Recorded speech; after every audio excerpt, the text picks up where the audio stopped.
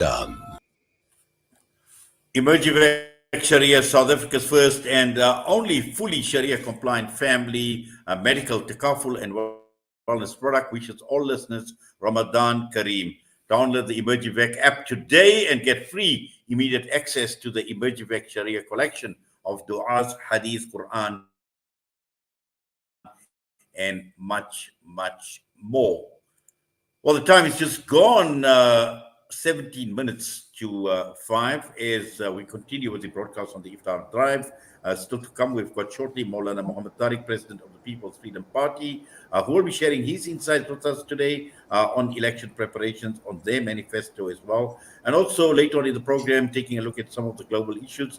And the one in particular, we're talking of Turkey. We're talking about the country dismissing allegations of cooperation with Israel, and we'll be talking with Turkish journalist Tukman Terzi about it. But right now, going across to Durban, we're joined by none other than Maulana Mohamed Tariq. Maulana, Assalamu alaikum wa rahmatullahi wa barakatuh, and welcome. Wa alaikum salam wa rahmatullahi wa barakatuh to Brother Inayat Wadi and also the listeners of Salam Media. Yes, Jazakallah for joining us, and we trust and hope Ramadan going well, Maulana. Gigi, Alhamdulillah, all is good here in Durban. As already today, we're almost approaching like the 17th night of Taraweeh. So the time is flying, and before you know it, Ramadan will be almost there, ending. Well, Allah grant us the ability to do our best in this month and grant us acceptance as well, inshallah, Maulana. But Maulana, we want to talk about the People's Freedom Party. We're talking about, Maulana, you being the president of the People's Freedom Party, and also taking a look at the party in itself. Perhaps just let's start off, just give us a background, some overview on the party and why the People's Freedom Party. Okay, the party was formed in 2019, and we contested the first local election in KZN in 2021. And Alhamdulillah, we managed to gain one PR seat in the local Itegwini municipality, which I'm currently holding in the municipality. And Alhamdulillah, the reason why the People's Freedom Party was formed is that obviously the faith was lost by the political system, and we wanted, yes, all those that are present and that are here, those parties, many people have lost faith in those political systems, and we realized that yes, we need to bring about some new changes and new leadership, and that's when the People's Freedom Party was formed. And we were formed in 2019, and we contested 2021 the local elections, and we had some issues obviously with our logos and stuff, and we had to reprint stuff. But I would say that come hard down campaigning for 2 months during the local elections, and in November 21st, in that 2021 elections, we managed to gain one local seat in the municipality, Alhamdulillah. So that's when the People's Freedom Party was formed, and that's what we are here about. And this is the first time, obviously, we're taking part in the general elections for 2024, which is upcoming in May, and our preparations obviously have begun. But from 2021, we didn't sit back. We continued with the party and see how we could make a difference. And as you know, the many challenges that we are faced in KwaZulu-Natal, and especially now with the current political landscape, political parties will obviously have to be lots of create awareness and lots of service delivery issues that we had. And yeah, in case and Alhamdulillah, we played a lot of influence in the service delivery as part, because you know the burning issues of service delivery, the electricity and water, especially in KZN, is at rife at the current moment. So yes, the People's Freedom Party, Alhamdulillah, has gained the momentum from 221, and it brought us up to this point here that where we're ready now. I wouldn't say ready, but we yes, almost there to contest the 2024 elections that are coming.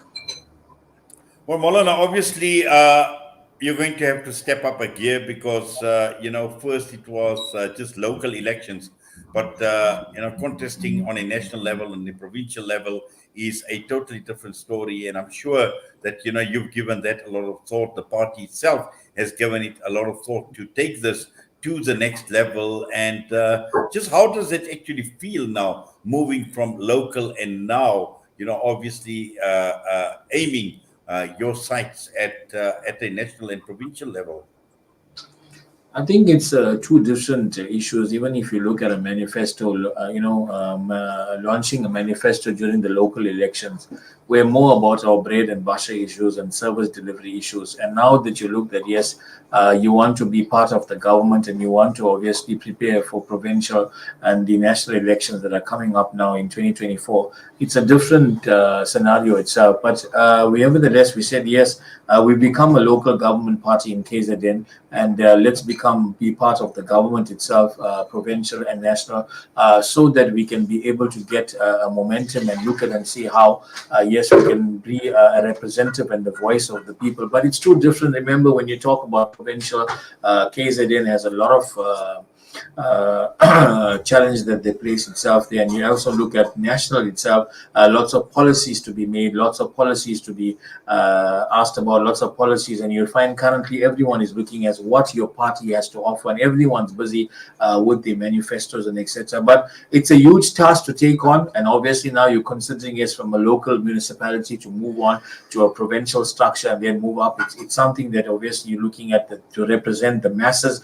It's a amana, I would say. It's a leadership that it needs, and that's why we're saying that one of the things that the People's Freedom Party would want to promise to people is that ethical leadership. And leadership is today something that I think most of us are looking for, leadership and going forward. So yes, it's two general preparations to prepare for the local elections during the 2021 period. Brother Unite, it was a total different experience. It was a different campaigning, and now seeing the fact that yes, 2024 is a general election where you want to become part of the government, whether it's provincial or national, you would find now it's a different game itself in terms of us understanding, yes, these are policies, these are what we could offer, and how we could obviously look at the vast. Now, before you probably were concentrating only in the few municipalities. Now it's a larger scale, and the perimeter becomes bigger, the party grows bigger, and yes, there becomes more demand, there become more work on the ground, more membership drives, and see, yes, how can we be part of the system of government. And I think this 2024 elections that are coming about will be one of the historical elections that I think South Africa will be wanting to witness. And I'm proud as the People's Freedom Party to take part in this 2024 elections. Well, no, there are many that obviously that hold the view that there is no room for small parties in the political landscape. But I know I would beg to differ in the first place, because I think there is room. There's room for political players right across the entire board. And what we've seen for the first time also is independent candidates that will be contesting elections on a national level as well. So they will obviously, as independents, they would make their mark as well. And I think this is important for us to understand, because when we look at the political landscape, and I want to talk mainly about the Muslim voter, and where does this Muslim voter fit within the current political landscape? You speak about ethical governance, you speak about parties that are built on ethics, on morals, on an ethos, that obviously it's a value system, and a lot of it actually stems from religion, it stems from Islam as well. And this is what I'd like to talk about, is to look at the Muslim community, our role, and small parties that hold that view, that become the voice for people that want ethical, moral, just governance. I think the norm has to change, because before people used to look into the big parties. But unfortunately, if you look at the big parties currently, instead of them giving service delivery and actually serving South Africa, you would find the bigger parties are more in division.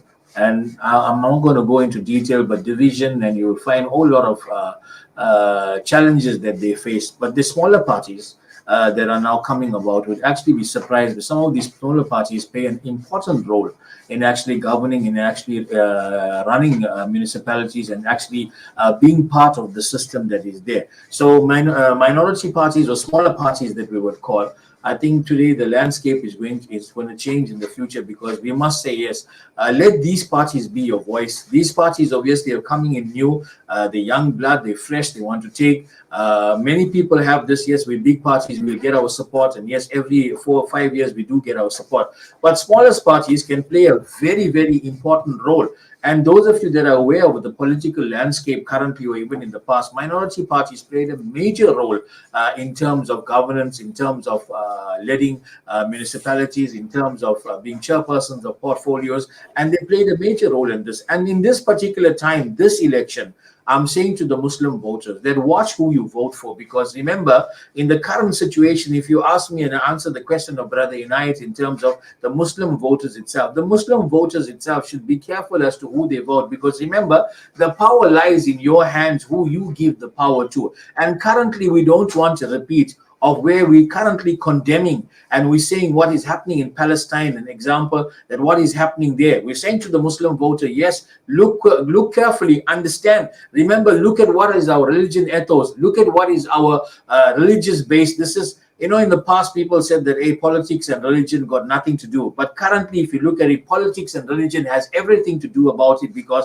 this choice matters to us. Who am I going to vote? Am I giving a vote according to what Sharia will prescribe to me? Am I giving a vote to the right personality or to the right party? Which party am I choosing? And yes, and we cannot allow, remember, we're talking about what's happening in Palestine. We all are feeling what's happening in Palestine. But remember, we could bring the same in our own country or make South Africa that if we give the power to the wrong people that takes the power, it will be something that will become disaster. So Muslim voter, on the Muslim side, I feel election education, awareness is very important, because remember, some of the Muslim community people, they don't even want to vote. Some of them may not even want to register, but you don't know how important this is if you are registered to vote on the 29th of May 2024, so that your one vote can make a difference about who is going to rule and who is going to have the power in South Africa. And this is very, very important, especially, and I urge to masjids, I urge institution to talk to their congregation and talk to the communities. And this is one time we must say yes. Even yes, as I started off in the beginning saying that the smaller parties, people will say, oh, don't give your vote to the smaller parties, but the smaller parties are going to make the difference. And the smaller parties could also have to govern and make sure that yes, we get the best of accountability for the upcoming elections that are coming in 29th May 2024. Molana, I'm going to take a few ad breaks. I'll be back with you in a minute. I just need to engage a bit more. I'd like to focus a bit more on the manifesto and what are some of the key issues that we should know about your party and its manifesto. Okay, inshallah.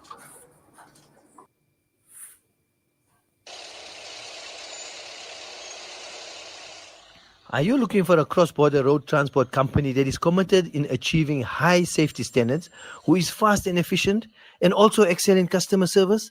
Gardi Global specializes in cross-border transport from South Africa to Mozambique, Zimbabwe, Zambia, and Malawi. Gardi Global, situated at 10 Daniel Road, Ben Rose, Johannesburg. For inquiries, contact our trained staff on 011 614 3108 or email info@gardiglobal.co.za. Safe long haul into Africa is our business. Gardi Global Transport. The Muslim Ummah asked, and by the mercy of Allah subhanahu wa ta'ala, Emergivac Sharia has delivered. Muslim families in South Africa can now enjoy up to 575,000 Rand emergency medical cover at a private hospital for all in-hospital expenses arising from an accident or illness. Plus, you receive 24-hour access to private ambulance evacuation, 24-hour armed response services, roadside, home, and even appliance assistance services. Simply download the Emergivac app and register online or SMS Sharia to 40777. Emergivac Sharia, for when serious emergencies require seriously fast response. The people of Palestine need your support now. Africa Muslims Agency is on the ground, already providing food, medication, and emergency supplies in Gaza. Donate any amount to Heal Palestine at africamuslimsagency.co.za. Africa Muslims Agency, empowering, educating, inspiring. Shimmer, sparkle, captivate. Nothing less than a masterpiece. Droplets of gold inspires precious design. Platinum bursts with intricate freshness, and every pure diamond becomes more than just a girl's best friend. Voda Gold Gem Jewelers, where timeless dreams become a reality. Come to us. We tailor-make designer gold, platinum, and diamond jewelry. Trade in or remodel your old gold. Clad yourself with classy name-branded watches. We offer insurance valuation and free zakat calculation. Visit us at 534 Ridge Road, Overport, or call 031 208 9142. Voda Gold Gem Jewelers, manufacturers of fine gold and diamond jewelry. This Ramadan, join the Al Imdad Foundation as we spread the winds of generosity in 40 countries across the globe. Sponsor a food hamper for 800 Rand and ensure a fasting family has food to break their fast. Donate your zakat or lillah and ease the pangs of hunger experienced by thousands of widows, orphans and destitute Muslims globally. Donate online at alimdad.com or call 0861 786 243 for more information. Salam Media, your spiritual companion this Ramadan.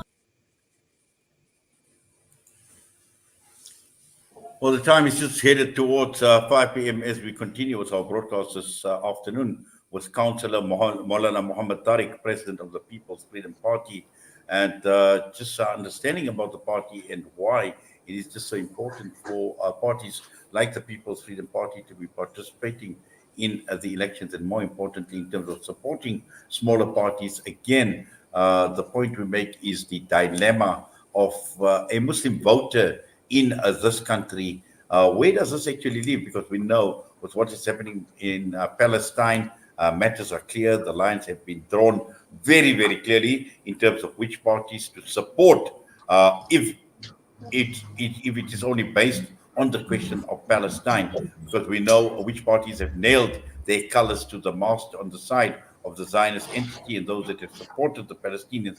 But, and this is the question I want to raise, is this only about foreign policy? Do we only vote for a party because they support the Palestinian cause? What about what is happening in this country? Parties have got track records of mismanagement, of corruption, of running the economy down.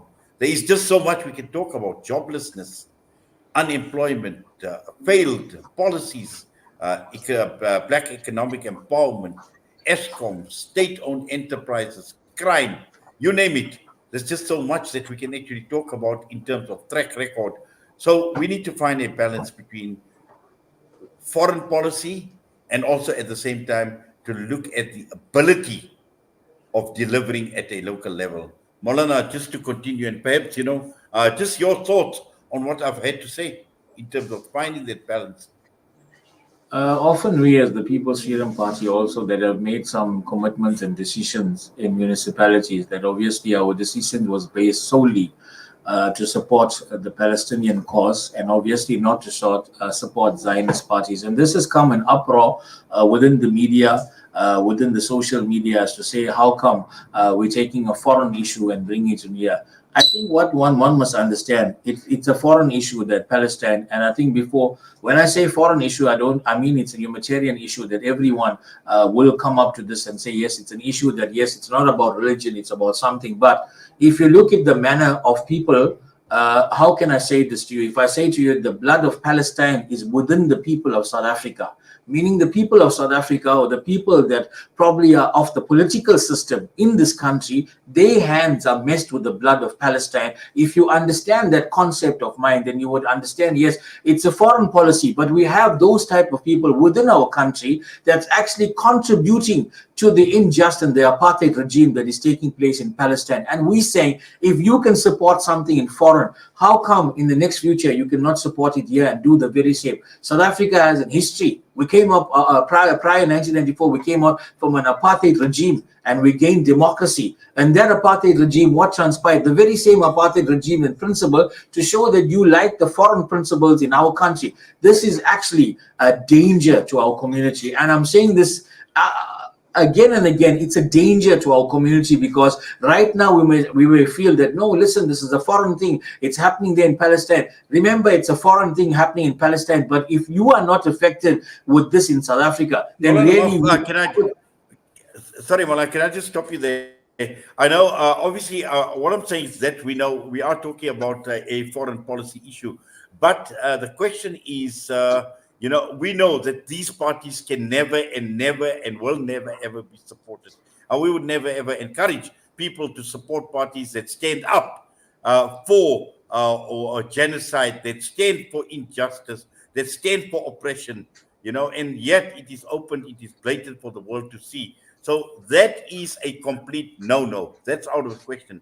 But again, on the other side, what I'm saying, Maulana, is how serious are we about making sure that our country from within, domestically, in terms of the country, in terms of where we are, where we've come from, we know what corruption has done to the country. We know the economic situation in this country right now. We know what is the situation with crime. I know, Maulana, you were very, very actively involved, even at the time when the riots had taken place in Durban, and you and I had a lot to actually speak about. What I'm saying is, those are things that matter as well on a day-to-day basis, because this is what you and I need to do. We need to live. Our children need to go to school. They need to find jobs. They need to go to work. People need to go to hospitals, hospital care, load shedding, all these type of things. How important are these things as well in the mind of a voter, Maulana? It's actually important, because obviously we're looking for change, and we're looking for, the current situation, people want better living conditions. People want, obviously, jobs is something that we're looking at. The crime, obviously, is a contributing factor to many things that has happened in our country that we are. And currently, remember, even though we're coming up, the COVID, the unrest, and then the disasters, and all the adding factors that we just set us back. But with all this here, yes, corruption is rife. You would find there's so many things that obviously the deliverance, the service delivery system, all these things here. Yes, we have to look at this and say, yes, who can give us the best of this year, and who can make sure that, yes, the life can be suitable for us here. But with saying this, and we're saying to a voter that look at all the possibilities that is there, because remember, certain people that obviously govern, you can still be reasonable with them. You still look at your democracy being intact. You will still see your religious rights being intact over there. You will see many things that will still be intact. And yes, I'm saying, yes, like if you look at the water situation has to change. It needs to be addressed. I'm saying, yes, we need water. The water and sanitization is an issue. You look at the electricity issue, it's an issue. So these issues which deal with the daily lives of the people, yes, we're saying that this needs to change, and it has to bring about, yes, that where the people of South Africa looks to be comfortable on the daily issues. Well, just quickly about your manifesto, just give us an overview on the manifesto.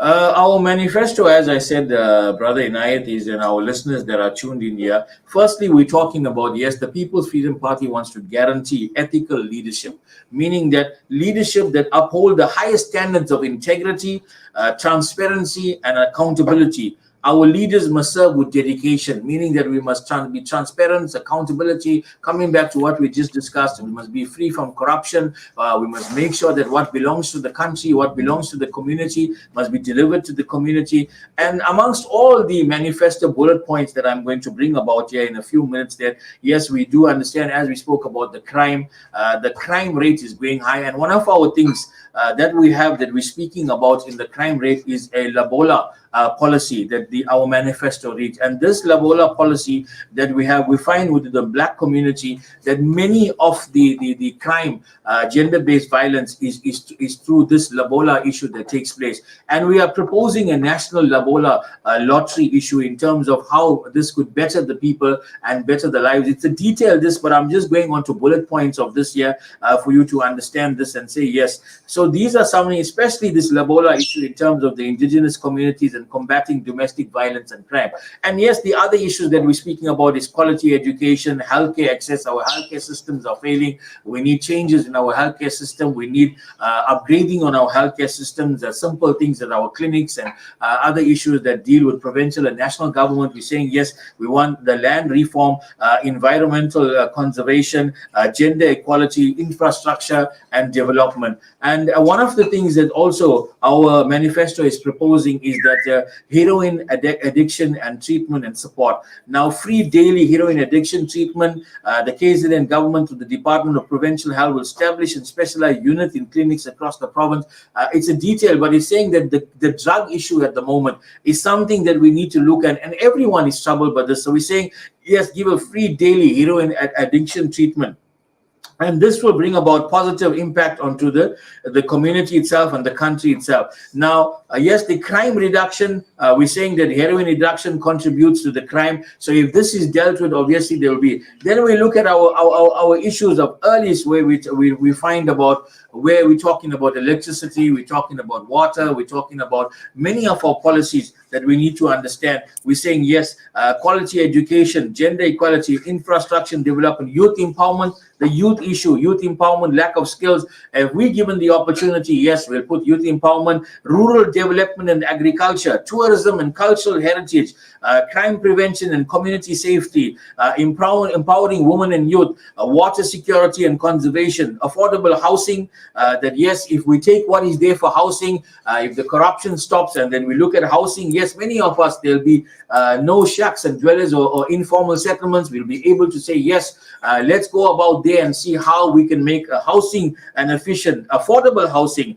Skills development and vocational training, skills development, empowerment is something that we need today. And we all are saying this, but yes, if we skill people, obviously there will be a change there. Transparency and accountability, issues of corruption and lack of accountability, solution, enforce transparency in government contracts, strengthen oversight mechanism, utilizing blockchain technology to enhance transparency and prevent fraud in government and procurement processes. Now, these are something that we must look at. Yes, how are we going to be able to avoid corruption? How can we put guidelines to corruption? Because remember, everyone promises everything, but when they come to power, we need accountability of this. And we need to say, yes, this is something that we need to look into and say. Now, remember, everyone's looking at this. Yes, the collaboration and accountability. The PFP will collaborate with community organizations, NGOs, and stakeholders to ensure effective implementation and effective consultation. Not only consult with the community for certain things, but everything should have a consultative thing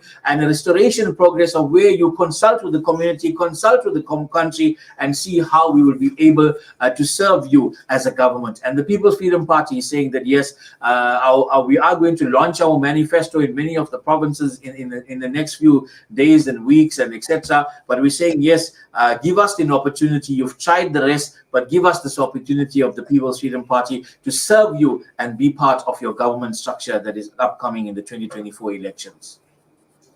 Well, Maulana, Jazakallah khairan for that and for your time with us this afternoon right here on Salam Media. And I'm sure we will be touching base from time to time. We wish you all the best and inshallah your party as well. But for now, we thank you. We say Jazakallah for your time. Continue the good work, inshallah. Allah Ta'ala accept, Allah reward your efforts, Maulana. Assalamu alaikum wa rahmatullahi wa barakatuh. Wa alaikum salam wa rahmatullahi wa barakatuh. Councillor Maulana Mohamed Rafiq with us with the People's Freedom Party. Just providing us with an overview of that party, and the time is just gone 11 minutes past 5. We still have got Turkmen Terzi, who will be joining us very, very shortly. We're talking about Turkey. We're talking about this relationship between Israel and Turkey. And we know that there have been allegations made against Turkey with regard to military cooperation with Israel. We'll find out what that is all about very, very shortly, immediately after this break.